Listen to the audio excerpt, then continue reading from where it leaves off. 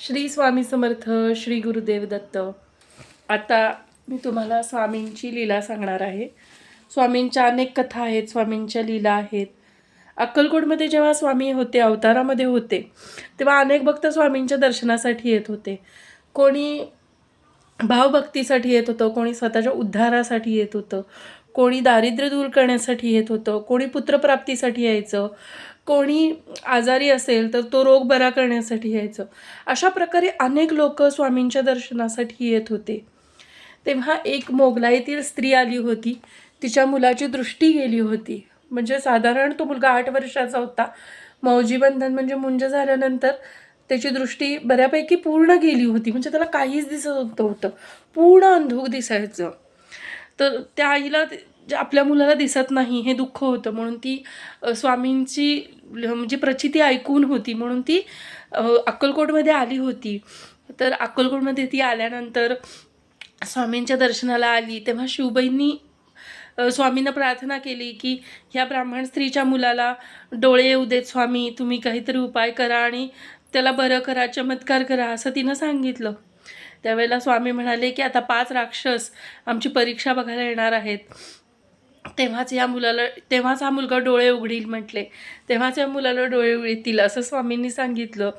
आणि त्या पद्धतीनं थोड्या वेळात एक 5 वैष्णव आले आणि ते वैष्णव स्वामींची परीक्षा बघायला आले होते. त्याने वाटलं की हे स्वामी कुठेही जेवतात, कुठेही बसतात, कुठेही राहतात, म्हणून ते स्वामींची परीक्षा बघण्यासाठी आले होते. त्यावेळेला स्वामींनी त्या छोट्या मुलाला बोलवलं, त्याचं नाव ओळखलं. म्हणाले गणेशा इकडे ये, आणि म्हणाले की ह्यांच्या मनातील वाक्य सांग, त्यांच्या प्रश्नांची उत्तरं दे. त्यावर तो मुलगा म्हणाला की मला तर वेदवाक्य काहीच येत नाही, मला लिहिता वाचता सुद्धा अजून नीट येत नाही, मी कशी यांची उत्तरे देऊ. तेव्हा स्वामींनी त्याला त्यांच्याजवळ बोलवलं. स्वतःच्या गळ्यातली माळ त्याच्या गळ्यात घातली. त्याने स्वामींच्या चरणावरती डोकं ठेवलं. स्वामींनी झेंडूची फुलं त्याच्या डोळ्याला लावली. आणि काय आश्चर्य, त्या मुलाने त्यांच्या मनातील वेदवाक्य होती, भगवद्गीतेतले श्लोक होते, आणि जे प्रश्न होते त्या प्रश्नांना त्यांनी उत्तरं दिली. भागवतातले प्रश्न होते, त्या प्रश्नांची त्या मुलाने उत्तरं दिली.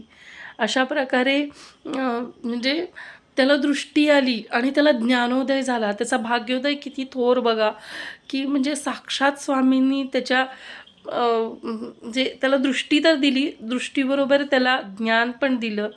आणि अशी एक वेगळीच लीला केली की तो अजरामर झाला. म्हणजे त्या मुलाची कथा आज बखरमध्ये आहे स्वामींच्या. ह्याच्यापेक्षा अजून काय पाहिजे.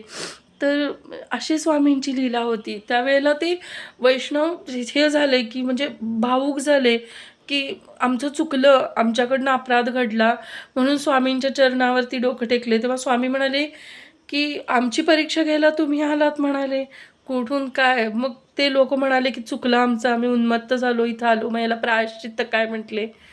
मग स्वामींनी त्यातल्या एकाला सांगितलं की तुझा जन्म कसा झाला, कुठून झाला हे तुला माहिती आहे की, असं म्हणाले. आणि त्याला त्याची ज्ञाती सांगितली. त्याच्यानंतर मग त्यांनी याचं प्रायश्चित्त काय विचारले की आम्ही एका सत्पुरुषाला, म्हणजे फार मोठ्या संन्यासी साक्षात दत्त महाराजांना आम्ही त्रास दिला, मग ह्याचं प्रायश्चित्त काय आहे. तर स्वामी म्हणाले गंगा स्नान करा, आणि भागवत वाचायला सांगितलं त्यांनी.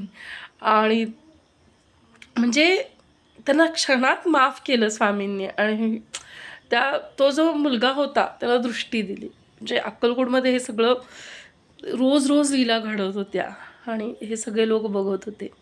खरंच म्हणजे स्वामी म्हणजे एक वेगळीच अनुभूती आहे, अनुभवण्याचा देव आहे तो. आता इथून पुढं मी स्वामींच्या लीला सांगत जाईल.